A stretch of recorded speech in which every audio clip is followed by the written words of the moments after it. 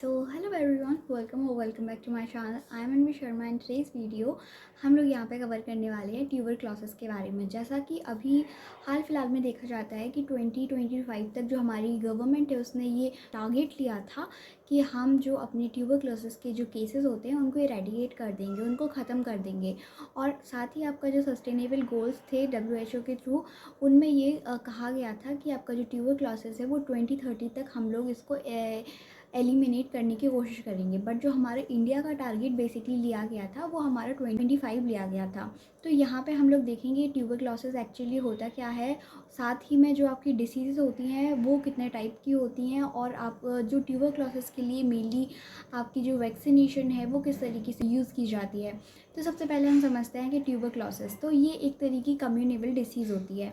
अब हम अगर डिसीज़ की और डिटेल में जाएँ तो आपकी जो इलनेस हो जाती है, अगर आपको जो डिसीज़ हो जाती है तो मेनली दो तरह की होती है। एक होती है आपकी कम्युनेबल डिसीज़ और एक होती है आपकी नॉन कम्युनेबल डिसीज़। कम्युनेबल डिसीज़ वो डिसीज़ होती हैं जो पर्सन टू पर्सन आपकी ट्रांसफ़र होती रहती हैं, स्प्रेड होती रहती हैं। फॉर एग्ज़ाम्पल, अगर मुझे ज़ुकाम है तो अगर मैं किसी जो अनदर पर्सन है उसके कांटेक्ट में आती हूँ तो ऐसे चांसेस हो सकते हैं कि उस वाले पर्सन को भी वो चीज़ हो सके थ्रू बैक्टीरियाज, थ्रू वायरस। तो वायरस क्या होता है, एक तरीके से कम्युनेबल डिसीज़ ही होती है कि पर्टिकुलर एक पर्सन से दूसरे पर्सन में फैल जाता है। ठीक उसी तरीके से आपकी नॉन कम्युनेबल डिसीज़ होती हैं, वो इस तरीके से होती हैं जो जिनका जो ट्रांसफ़र होता है वो पर्सन टू पर्सन बहुत कम या रेयर ही चांसेस या फिर होता ही नहीं है। जो जैसे आपकी जो इनर बॉडी के ऑर्गन्स है, जैसे आपके कैंसर हो गए, इस तरीके की जो डिसीज़ रहती हैं मेनली, तो वहाँ पे हम इसकी जो मेडिसिन रहती है उसकी बात कर लेते हैं। तो मेडिसिन के लिए जी सबसे पहले तो ये चीज़ समझना इम्पॉर्टेंट हो जाता है कि आपकी जो ये प्रोसेस होती है ट्यूबरक्लोसिस की, जो कम्युनेबल डिसीज़ मैंने अभी जैसे बताई, तो उसकी जो प्रोसेस होती है वो बहुत ज़्यादा लंबी होती है। यानी आपको बहुत ही ज़्यादा मोटी मोटी दवाइयाँ खानी पड़ती हैं और सालों सालों तक इसकी जो है मेडिसिन आपको लेनी पड़ती हैं, जो एक तरीके से आपका जो अंदर की इम्यूनिटी पावर रहती है उसको कहीं ना कहीं गिरा देती है। तो इसके लिए आपको अच्छे से जो बैलेंस्ड डाइट रहती है, जो रिच प्रोटीन डाइट रहती है, वो लेना बहुत ज़्यादा इम्पॉर्टेंट हो जाता है। साथ ही हम यहाँ पे देखेंगे कि इसमें जो मेडिसिन यूज़ की जाती है वो रेयर ही इसकी जो मेडिसिन है वो देखने को मिलती हैं।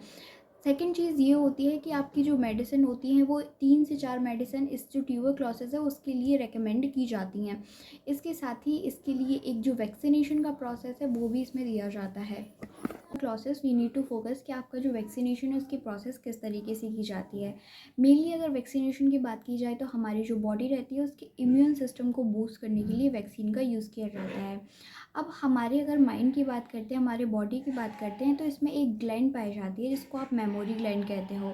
अगर कोई बैक्टीरिया या जब हम एंटीबायोटिक लेते हैं तो जब हम उसको खाते हैं तो उससे रिलेटेड जो वायरस होते हैं, जो बैक्टीरिया होते हैं, वो अवेयर हो जाते हैं और हमारी जो मेमोरी रहती है बेसिकली उस ग्लैंड को पहचानने, मतलब हमारी जो मेमोरी ग्लैंड रहती है वो उस बैक्टीरिया को पहचान लेती है और उससे फाइट करने की वो क्षमता रखती है।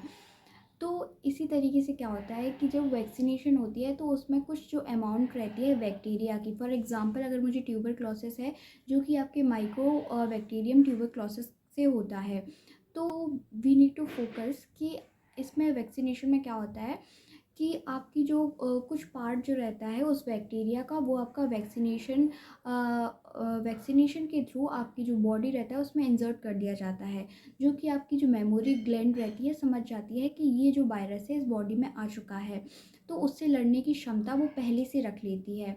तो जब आपको एग्जैक्ट में ट्यूबरक्लोसिस की डिसीज़ होती है तो आपकी जो मेमोरी ग्लैंड रहती है वो पर्टिकुलर बैक्टीरिया को पहचान लेती है और उसको वहीं पे ख़त्म कर देती है। इस तरीके से वैक्सीनेशन जो प्रोसेस रहती है वो आपकी इम्यून सिस्टम को बढ़ाने के लिए, साथ में आपको कोई डिसीज़ की प्रॉब्लम ना हो उसको प्रिवेंट करने के लिए मेनली यूज़ की जाती है।